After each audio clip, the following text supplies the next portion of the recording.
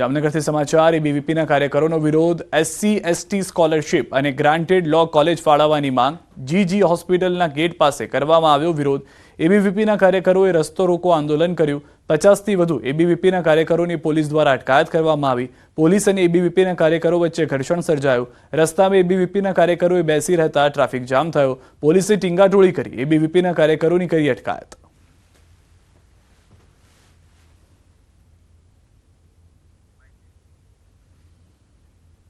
જીજી hospital ખાતે જે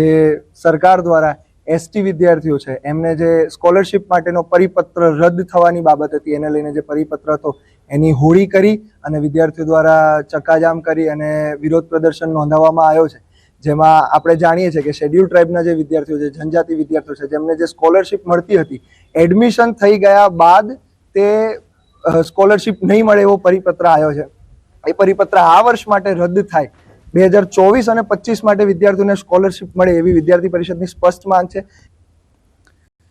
સુરેન્દ્રનગરથી સમાચાર એસએમસીની મોટી કાર્યવાહી ધાંગધ્રા હાઈવે પરથી ઝડપાયા કેમિકલ ચોર ગેરકાયદેસર કેમિકલની હેરાફેરી અને ચોરી કરતા પકડાયા 4 શખ્સોને કેમિકલ ટેન્કર સાથે ઝડપ્યા 83.89 લાખનો મુદ્દામાલ જપ્ત કર્યો હાજર ન મળેલ 7 શખ્સો સહિત કુલ 11 આરોપીઓ સામે ગુનો નોંધાયો કાયદેસરની કાર્યવાહી હાથ ધરી સ્થાનિક પોલીસને અંધારામાં રાખીને એસએમસીની ટીમે રેડ પોલીસની કામગીરી સામે ફરી ઉઠ્યા છે સવાલો।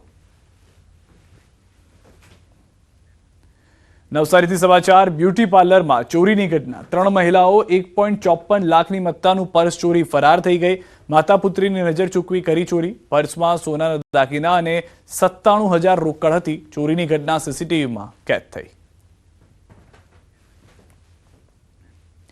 અમદાવાદમાં સાયબર ફ્રોડની ઘટના જોવા મળી છે જેમાં ખોટા આધાર કાર્ડ બનાવી બેંક એકાઉન્ટ ખોલાવી સાયબર ક્રાઇમ આચરતી ગેંગ પકડાઈ છે 11 જેટલા આરોપીઓને ઝડપી પાડવામાં આવ્યા છે આરોપી પાસેથી હથિયાર અને કારતૂસ પણ કબજે કરાયા મુખ્ય આરોપી સુરેશ બિશ્નોઈ અને અનિલ લોકોના ખોટા આધાર કાર્ડ બનાવી એકાઉન્ટ ખોલાવતા હતા અમદાવાદના એક ફ્લેટમાં સાયબર ફ્રોડની કામગીરીને અંજામ આપતા હતા જ્યાંથી પોલીસને એટીએમ કાર્ડ પાસબુક મળી આવ્યા રાજસ્થાનથી યુવકોને અમદાવાદ લાવી છેલ્લા 4 મહિનાથી સાયબર ફ્રોડ કરતા હતા તપાસમાં ગેંગ ચાઇનીઝ ગેંગ સાથે સંપર્કમાં હોવાનું જાણવા મળ્યું જે અંગે પોલીસ દ્વારા વધુ તપાસ હાથ ધરવામાં આવી છે। તો આમાં જે મુખ્ય 3 આરોપી છે જે આપણે પકડ્યા છે ટોટલ એમાંથી સુરેશ બિશ્નોઈ અને અનિલ બિશ્નોઈ આ 2 જણ છે એક 19 વર્ષનો છે એક 20 વર્ષનો છે આ 4 મહિનાથી અહીંયા અમદાવાદ ભાડે રહેતા હતા